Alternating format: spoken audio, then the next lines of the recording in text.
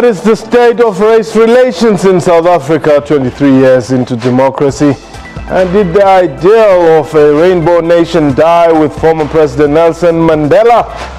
What triggered last week's attack of a black couple by a group of white men at a chicken outlet in Pretoria? And can EFF leader Julius Malema's recent comments about the Indian community in Durban ill-treating black workers fuel racial tensions? What time is it? It's question time.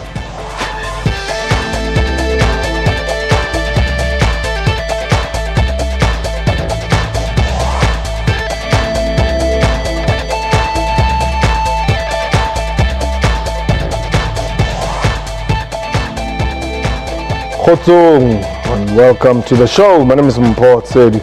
The negotiated settlement that gave birth to a democratic dispensation in South Africa was hailed as a miracle across the world.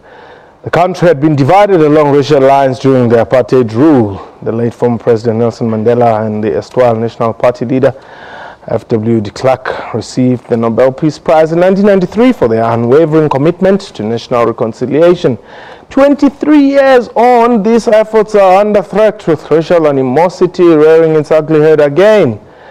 Those living in farm areas seem to be at the receiving end of these attitudes. The matter being heard in the High Court in Middelburg involving Theo Jackson and Willem Oosthuizen is a case in point. The two are facing charges of kidnapping and assault with intent to do grievous bodily harm, amongst others. They are accused of forcing victim Lotshwa into a coffin a few months ago.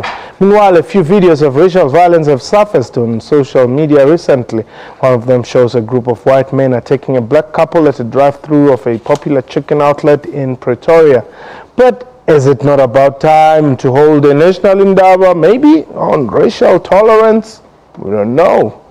We are live. And if you can call us and lay your views, the numbers to dial 0891104210. Tweet us at QuestionTime24. My guest today, Advocate Mohamed Ameermia. He's the Commissioner at the South African Human Rights Commission, and Kerwin Lebone is Head of Center for Risk Analysis at the South African Institute of Race Relations. Gentlemen, let me welcome you to the show. When I was discussing this with a few friends, when they were asking, what are you talking about today? And I said, race relations. And they say, who are you having? And I mentioned you too. He says, but you don't have people who are troubling us there. So were we supposed to bring in a few Afrikaners who have been accused of fueling racial tensions out there? I don't know. But is the problem of race in South Africa between blacks and whites only? Well, good evening and thank you very much for the show. You don't need to be troublemakers to be here. You just need to have a fair mind with fairness and justice to answer these kind of challenges that are confronting our society 23 years down the line. We have a laudable constitution, as everybody says, a remarkable constitution, but there are still underlying tensions that are prevailing in society and which we have to work through. So that's the reality. I mean, just the ushering of democracy didn't wipe out racial tensions in this country anyway. And it's something that we have to work towards to make it happen. Mm-hmm. I think we lost two opportunities. The one opportunity was when we had the anti-racism conference in Durban in 2001. There were clear resolutions to work towards the eradication of racism in this country.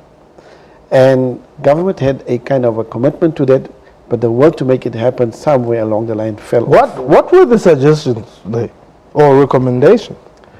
Well, the thing is, racism was there. It's always been here. Yeah.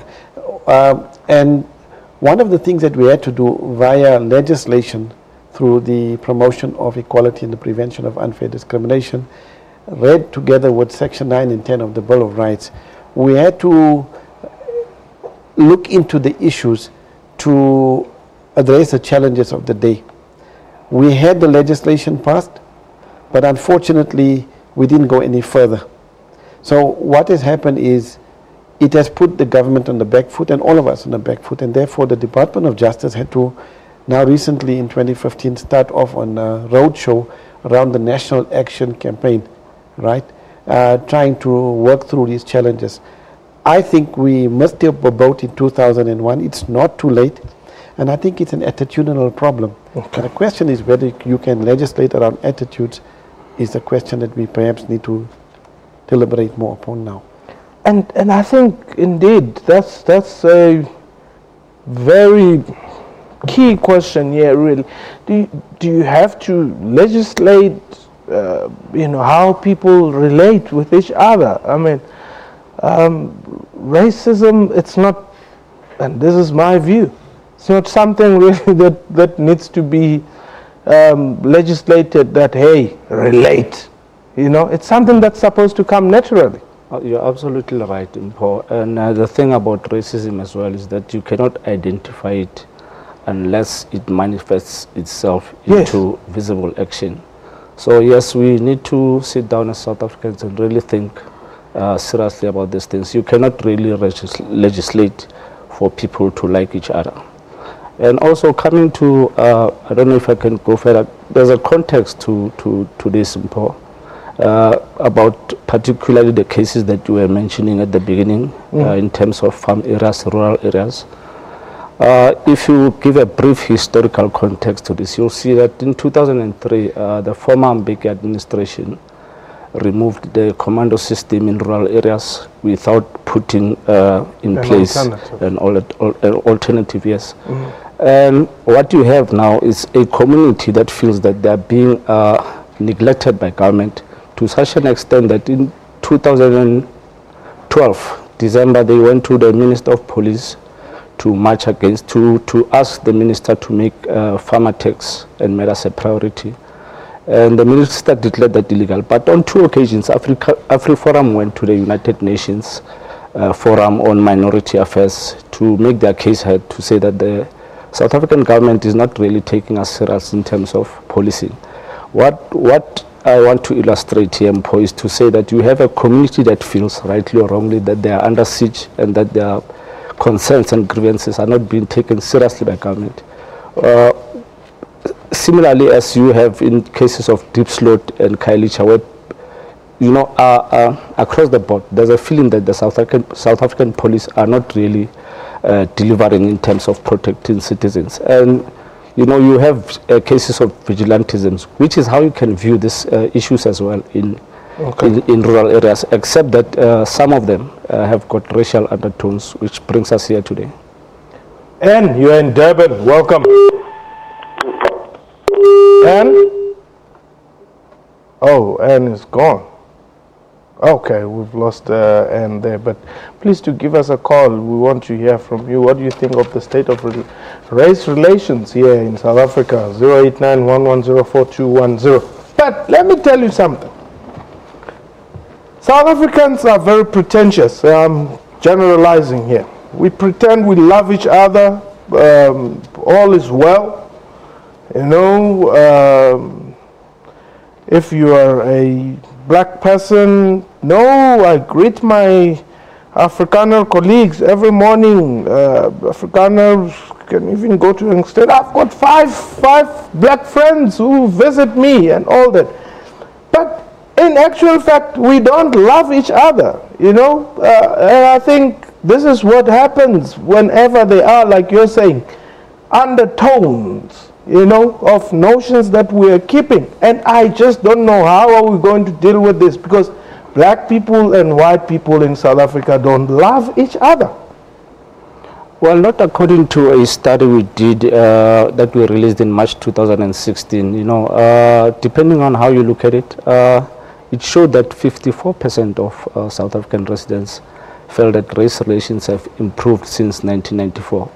But there is another 20% that feels that race relations have worsened, and we shouldn't discount them as a minority. We should take it to, it's a very huge percentage. It's a very just hold it there. I want us to take Victor. Victor is in Cape Town, and then we'll talk about those statistics. Victor, welcome. Hello. Yes, welcome.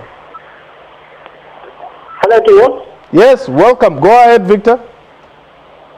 Okay, listen, first of all, I would like to say to all the leaders in this country that they have two marvelous opportunities with regards to how resolve like about everything in South Africa with regards to racism, you call it, you name it, state Okay, Victor is gone there. Now, what is this thing called minority rights? Why should South Africa, 23 years into democracy, be bothering about this so-called minority rights which only affect a particular race? You know, if you look at racism, it's not a question of minority or majority.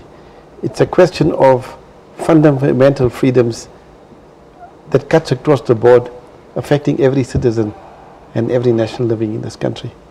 So you don't have to be in a minority or majority to enjoy the rights and the privileges that the Constitution gives you. That is the first thing. I think this thing about minority and majority rights were thrashed out during the interim Constitution and the final Constitution. So I think every person has the equal protection of the law. They must engage the law through the Constitution to effect their rights. Now, whether you do it individually or collectively, is neither here nor there, because you are making a point by exercising your rights. We have the equality courts.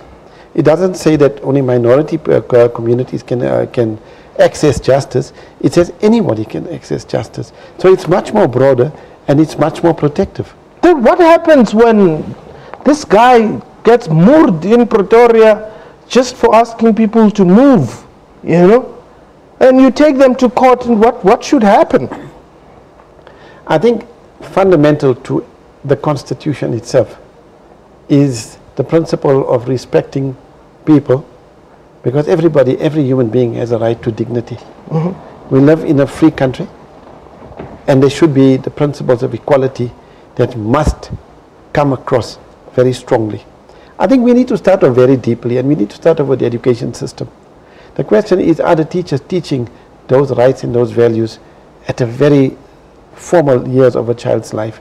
Because if those generation can go through this process, had we done that in 2000, imagine a whole society of the born-frees would have been educated within the framework of the Bill of Rights. You have a scenario where colored parents at a primary school say, we do not want a black principal or a black teacher.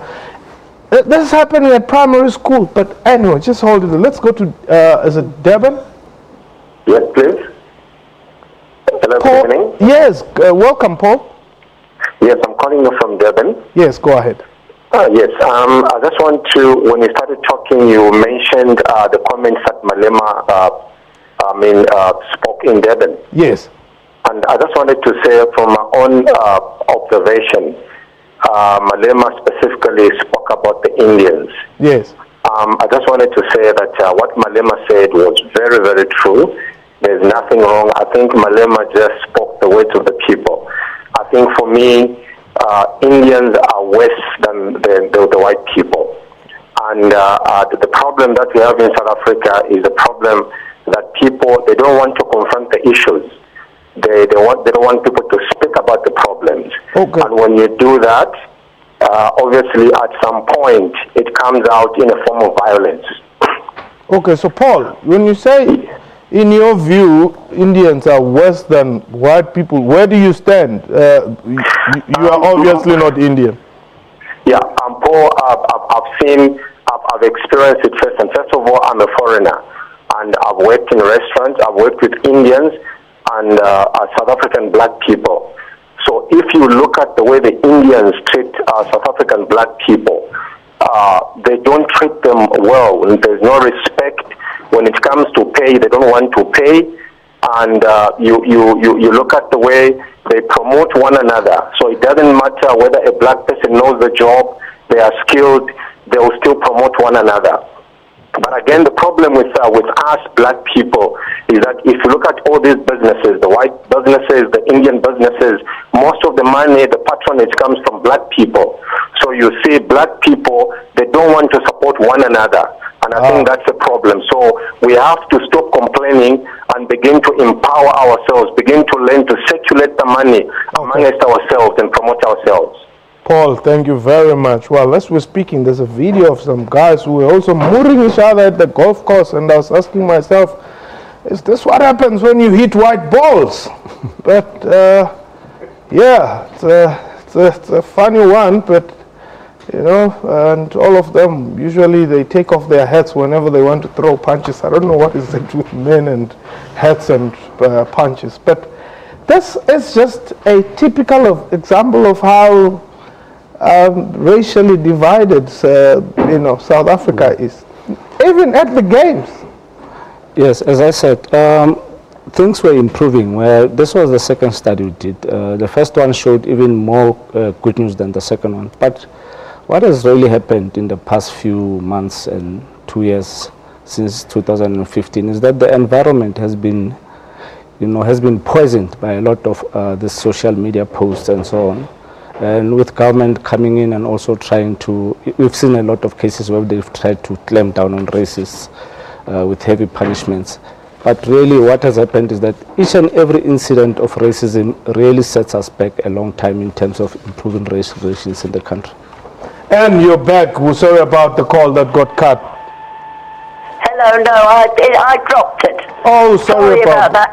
Okay, go ahead. Drunk and disorderly again.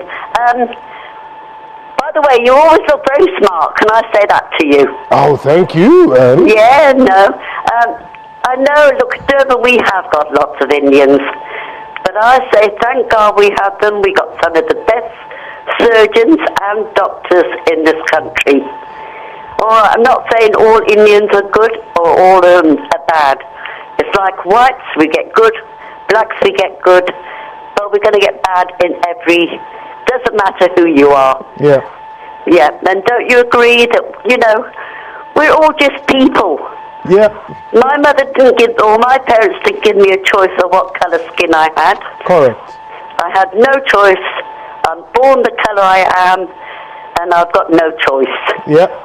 Yeah, anyway, thanks for talking to me. Thank you very much, Anne, and thanks for the compliments. And they're calling from Durban. But see, there's one thing Steve Biko says, in South Africa, white people must be reminded that they are only human. And similarly, black people must also be reminded that there's nothing wrong with them. They are also human. And I think this is one thing that we seem not to grasp, either at an early age or something of the sort. When I posted a tweet of a young white boy singing Nkosi Sikelel' Africa, the national anthem. Well, he butchered it here and there, but you know, there was some sympathy, as though he is not supposed to know it. Whereas my daughter is expected to sing Nkosi Sikelel' Morena Buluka and this stem perfectly. I think that's not fair. It may not be fair, but it means there is some underlying systemic problems that needs to be addressed. Okay, it's supposed to be addressed at an educational level. It needs to be addressed at an interfaith community level. The problem is we are focusing so much on our differences as opposed to our commonalities. I mean, when we won the 1996 soccer Africa's Cup of Nations, yeah, the country was like in euphoria. Yeah. Everybody, you know, was in the jubilant mood. The 1995 World Rugby, yeah, right? Everybody was in the element. And then immediately these things go by, even the 2010 World Cup, then we go back into our little racial divides and we kind of focus on the differences. Because Pirates and Chiefs are losing, I guess. But Tammy, you are in Polokwane. Welcome. Thank you, Mpo. It's Butani, ne? Oh! Okay, Bhutan, welcome. I'm sorry they said Tammy, eh? No, it's fine. I can see the producer that's setting you for failure. Yeah. But it's fine. Okay. I want to pose a comment. Yeah. I want to find out from the Human Rights Commission, as far as the Marikana issue is concerned, were they involved? To what extent were they involved? Why were they not involved if the answer is in the negative? Number two, the coffin assault issue. What is the Human Rights Commission doing despite if they have already issued a statement condemning it? What in practical terms have they done? Did they lay a criminal charge? And if they did not, why? What is the role? Should they wait for us citizens to lay a complaint, or can they themselves automatically lay a complaint on behalf of an individual? Thank you very much. Bhutan Pulukwan. Thank you, Bhutani. And I think on the Marikana issue, yes, we were involved in that. We made submissions before the Marikana Commission of Inquiry. Excuse me. And then thereafter, we had hearings in the Human Rights Commission around the issue of, the whole issue of micro-lending vis-a-vis the rights of the workers to a living wage and so forth. And so it was a bigger issue than the Marikana issue. So yes, on that score, we were involved in making those submissions, and then we took from those findings, and we are now doing research around that. And one of the things that we have done through the Marikana experience is we did the case of the Stellenbosch matter in favor of the farm workers right up to the Constitutional Court, and we won that case. It was one of the biggest landmark victories in the country. In relation to the coffin case itself, when the commission got wind of it, the matter was already at an advanced stage in terms of the criminal justice system. So we have got a watching brief on that. Okay. We're waiting for the outcome of that. But yet, I think what the point Bhutan is making is very important, because we need to then look at ways of trying to, proactively intervene so that, we can address these societal imbalances. As my colleague was saying here, the more remote you are from the urban areas, the less the chances of you getting, access to justice. And this is where organizations like the Chapter 9, the Human Rights Commission, with its presence in all 9 provinces through the NGOs and the paralegal movement, need to get involved to protect the rights of those people who are marginalized by the very system that needs to protect them. Okay, let's go to the Free State. Is it Patrick? Patrick, welcome. Oh, Patrick is gone. Patrick is gone. Okay, sorry about that. Now, how do we improve race relations in South Africa when a Pitandoro calls looking for accommodation or an apartment in Kilani, he is told it's full. Then he asks Francis Hurd, his colleague, who is white, and she gets it. I think broadly, what needs to be what needs to be gotten into the heads of South Africans, from whichever quarter they emanate, is that each comment that degrades people on the basis of race, each comment, each action, each violent action, is really going to undo the little glue that is making South Africans stick together. The social cohesion programs will amount to nothing if South Africans are not made aware of how vulnerable we are as a society because of our past, and that whatever action we do that goes out into public is only going to undo all of the good that has come out from Nelson Mandela and F.W. de Klerk. Should we be optimistic? I mean, this question of racism has been going on. Even mature democracies are still battling with race. The U.S., it's worse. No, absolutely, you are correct, because I think it's a fight for human rights, and it's a question of balancing the might versus the right, and this is where the dignity of human beings must factor in, and everybody has a sense of must have a sense of worth, an intrinsic sense of worth with dignity. Okay. Now, if we do not protect those rights and we cannot advance those rights, then we are leading towards unimaginable, chaotic and situations which then have unintended consequences. Gentlemen, we have run out of time, but good luck with your future endeavors and projects to try and heal this nation of our very nasty racial past. We really wish you the best. But that was question time for today. A big thank you to my guests and to you for watching the show from me and the entire crew. I have a